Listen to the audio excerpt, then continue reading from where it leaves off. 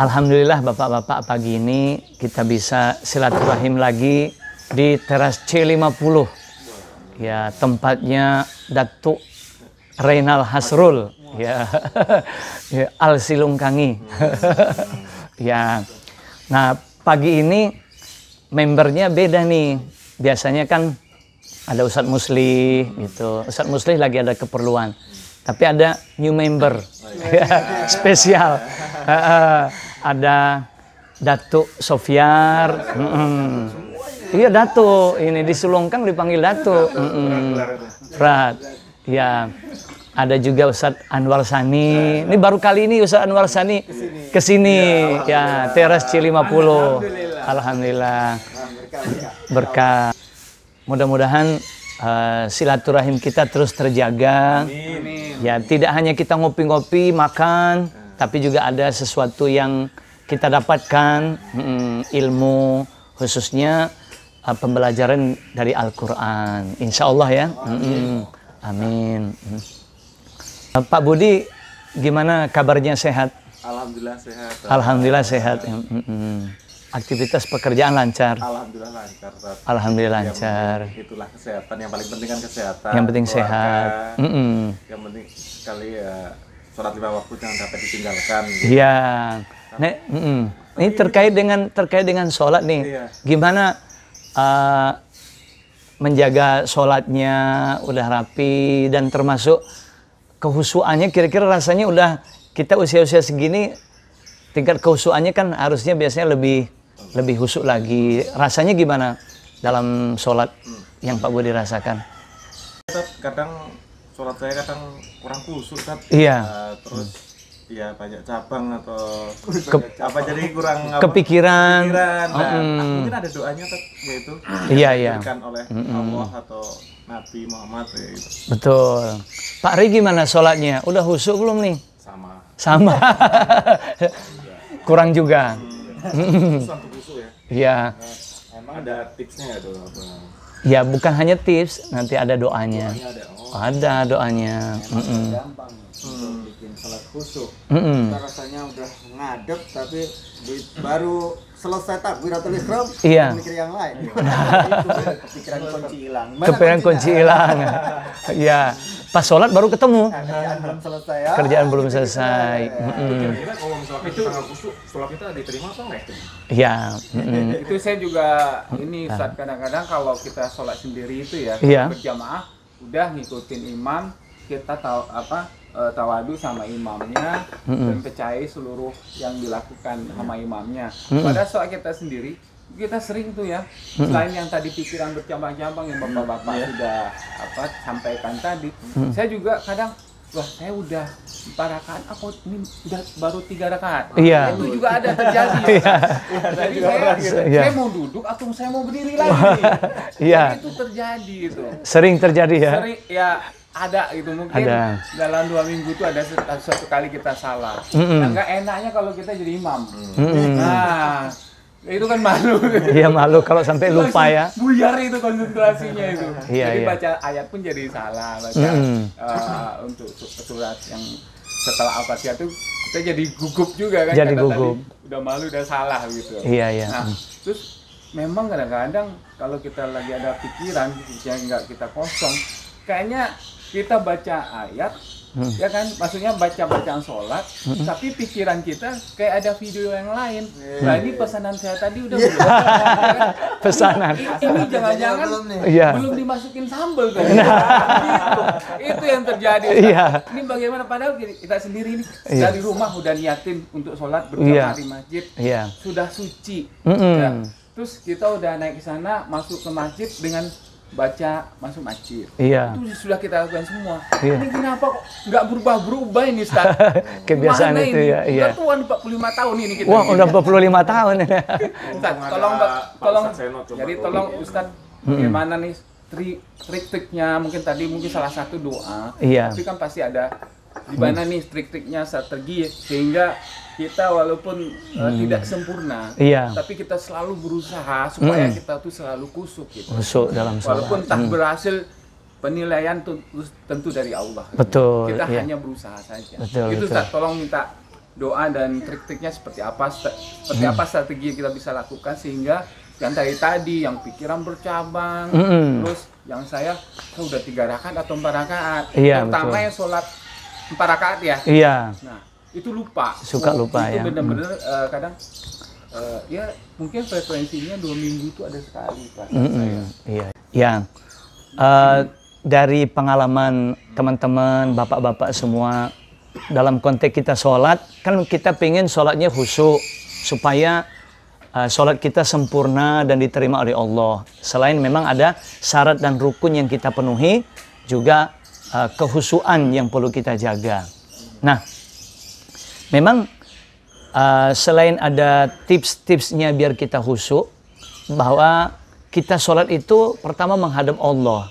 Nah, bahwa kita menghadap Allah itu menghadap zat yang maha tinggi, maha hebat. Sesuatu yang maha agung yang kita hadapi, sehingga harus kita konsentrasi ketika kita menghadap Allah. Itu yang pertama tipsnya. Jadi bukan sembarangan yang kita hadapi, tapi yang kita hadapi adalah Allah, Tuhan kita. Nah itu yang pertama. Yang kedua, selain kita menghadap Allah, yang kedua kita harus fokus bahwa sholat itu memang ibadah khusus yang kita kerjakan, sehingga kita nggak memikirkan yang lain di luar kegiatan kita sholat gitu. Nah yang ketiga itu usahakan tempatnya bersih, baju kita bersih, sehingga dalam ibadah kita nyaman gitu. Itu tips-tips kita supaya sholat khusyuk. Nah tetapi terkait dengan tips-tips kita supaya khusyuk sholat, ada doanya. Doa Allah firmankan di dalam surat Al-Mu'minun ayat 97 dan 98. Jadi ada 2 ayat yang menjadi satu rangkaian doa. Nah, bunyinya Rabbi a'udzubika min hamazatis syayatin. Itu ayat 97-nya. Ayat 98-nya wa a'udzubika rabbi ayyahdurun. 2 ayat itu yang satu rangkaian menjadi doa, itu ada 2 kalimat. Kalimat yang pertama di ayat 97. Rabbi a'udzubika min hamazatis syayatin. Rabbi itu artinya ya Tuhanku. Sebelumnya sudah pernah kita bahas, ya Tuhanku itu ada 3 kata sebenarnya. 2 kata tersembunyi. Yang pertama, ya artinya wahai.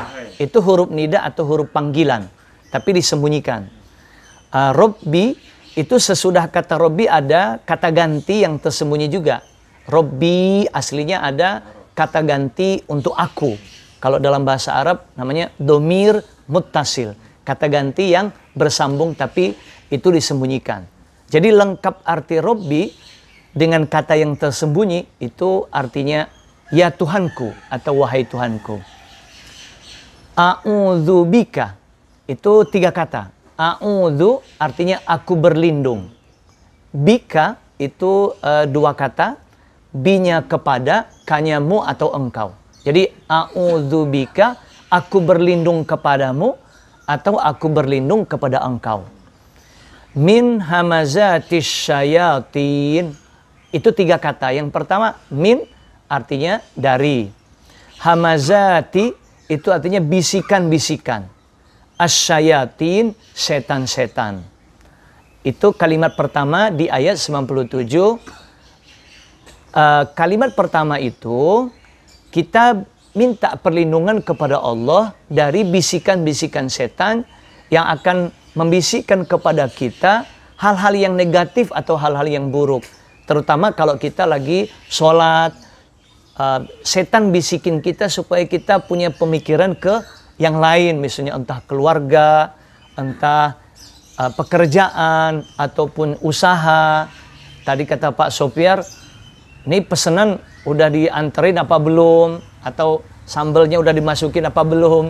Itu bisa kepikiran begitu. Dari bisikan-bisikan setan. Kemudian di kalimat kedua di ayat 98, wa a'udzubika rabbi ayyahdurun. Yang pertama wa artinya dan.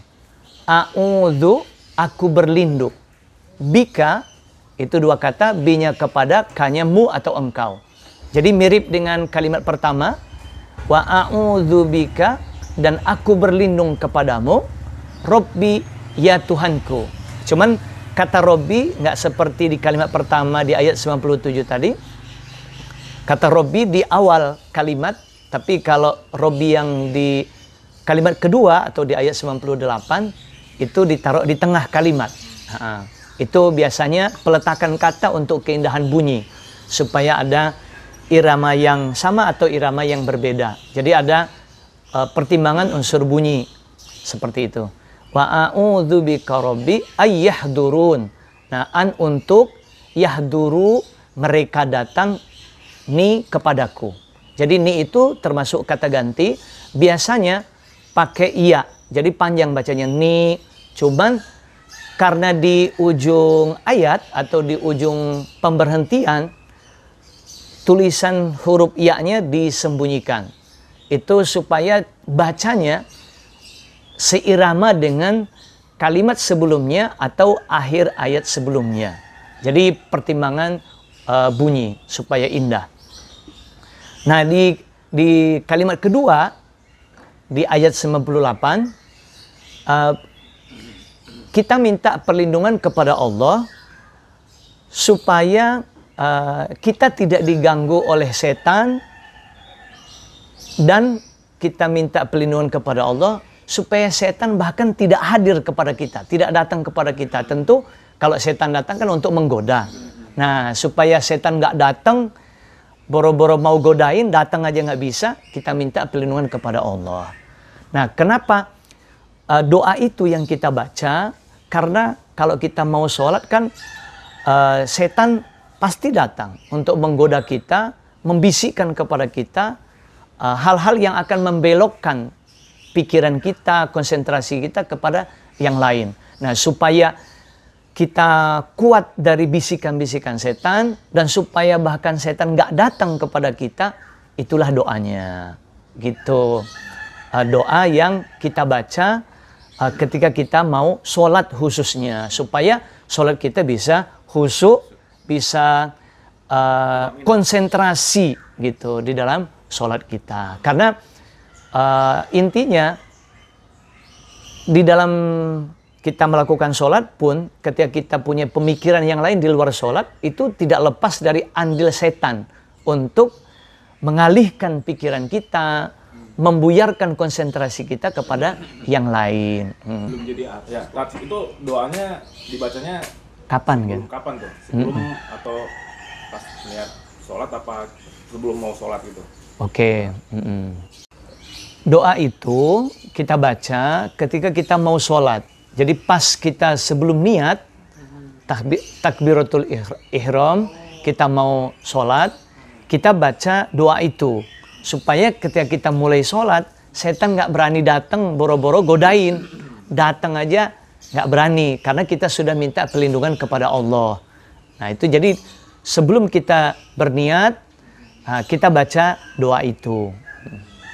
Baik, Ustaz. Iya. Tadi kan doanya udah luar biasa. Tapi untuk sebelum sholat itu kan biasanya kita sudah mulai konsentrasi dan bacaan kita sudah tertuju untuk niat gitu ya. Betul. Itu bisa nggak terwakili dengan kalimat A'udzubillahi minasyaitonirrajim. Itu aja, Ustaz. Iya. Doa supaya kita tidak diganggu oleh setan, seperti yang saya tadi tuntunkan, yang ada di surat Al-Mu'minun ayat 97 dan 98, itu memang yang ada tuntunannya dari Nabi seperti itu, doa yang bisa kita baca. Tetapi apakah kita membaca A'udzubillahi minasyaitonirrajim itu cukup? Boleh juga, karena makna dari A'udzubillahi minasyaitonirrajim artinya aku berlindung kepada Allah dari setan yang terkutuk. Nah, jadi kita bisa baca itu juga, tapi secara khusus itu nggak dijadikan doa, gitu. Jadi kalau doa khususnya seperti tadi, kalau tadi yang a'udzubillahi minasyaitonirrajim itu semacam ungkapan, bukan secara khusus sebagai doa. Mau nanya itu, Iya Pak Bude. doa itu hanya diimplementasikan saat sholat atau bisa setiap saat kegiatan kita? Karena kita kan juga kalau ngadep tertentu, kalau pas kerjaan susah atau mungkin kita ketemu pimpinan untuk presentasi atau apa bisa digunakan doa-doa itu atau implementasi yang lain seperti kita ingin bersosialisasi dengan tetangga yang baru dan sebagainya gitu. Iya. Itu aja pertanyaan saya teman. Doa itu sebenarnya bukan hanya untuk kita mau sholat aja, tetapi dalam berbagai konteks kita bisa pakai. Karena namanya setan membisikkan sesuatu itu pasti kepada sesuatu yang negatif. Ya. Ada dua hal yang setan selalu bisikkan. Yang pertama, membisikkan supaya kita melakukan kejahatan, keburukan, kerusakan. Ya. Misalnya kita disuruh untuk berbohong, ya, disuruh untuk menipu, disuruh bahkan termasuk dalam konteks kita meluapkan emosi. Itu setan yang membisikkan juga. Kalau kita misalnya diganggu orang gitu, setan bisikin supaya kita jangan diem, kita balas. Nah, misalnya kita pernah diganggu oleh orang lain, entah setan bisikin supaya kita balas. Entah itu hubungan antar tetangga, misalnya kita merasa nggak nyaman diperlakukan oleh tetangga, itu setan yang bisikin supaya kita balas begitu. Atau di jalan raya kita disalib orang dengan cara yang tidak sopan gitu, kita bisa saja emosi gitu. Itu setan bisikin balas. Nah, itu konteksnya kita meluapkan emosi. Ada tape. Nah, tetapi tidak hanya dalam konteks nyuruh kita untuk berbuat yang tidak baik. Nah, yang kedua yang setan bisikan itu menghalangi kita untuk berbuat baik. Nah, itu dua itu yang setan selalu bisikan. Misalnya nih, kita mau ngaji, rasanya lidah kaku gitu mau baca, males. Tapi giliran buka handphone, buka WA, berjam-jam. Saya itu. Saya banget. Iya. Saya juga. Ya semuanya. Iya. Kalau kita buka handphone kan bisa bertahan. Nggak ngantuk gitu. Iya. Nah ternyata itu jadi trik kita juga untuk ngadepin setan. Gini, kalau kita baca Quran nih, tiba-tiba baru 5 menit baca udah ngantuk. Nah, tapi kalau kita buka handphone kan bisa bertahan bermenit-menit atau berjam-jam nggak ngantuk. Jadi kalau kita pas lagi ngantuk baca Quran, kita buka handphone biar melek. Biar melek. Tapi habis buka handphone 5 menit kita baca Quran lagi. Ya, jangan keterusan. Yang terjadi terusan handphonenya, Quran udah ditutup. Qurannya udah ditutup. Termasuk juga kalau yang nggak bisa tidur, Iya. ngantuk apa? Baca Quran. Nah, biar ngantuk. Jadi bisa tidur. Ya. Jadi setan juga suka menghalangi kita untuk berbuat kebaikan. Kita malas untuk baca Quran. Lidah terasa kaku. Itu bagian dari bisikan-bisikan setan gitu. Atau kita mau sholat, pas udah adzan, kata setan, udah nanggung kerjaannya, terusin aja gitu, entar aja. Pas udah nyampe ke masjid, tahu-tahu udah bubar, udah selesai. Ya, itu dari bisikan-bisikan setan. Harusnya ya ketika waktu adzan sudah berkumandang, kita udah berberes-beres untuk siap-siap ke masjid. Jadi intinya setan selalu membisikkan kita kepada hal-hal yang negatif dan menghalangi kita untuk berbuat kebaikan. Bahkan termasuk kalau kita mau sedekah, kata setan, jangan, nanti duitnya berkurang. Apalagi sekarang kan nyari duit susah gitu. Ekonomi lagi susah. Jadi kalau ngeluarin duit, nanti berkurang duitnya. Nah, itu juga bisikan setan gitu. Nah, supaya setan nggak terus-terusan membisikkan kepada kita hal-hal yang negatif atau menghalangi kita berbuat kebaikan, makanya kita setiap ada bisikan yang nggak baik dalam diri kita kita bisa baca doa itu.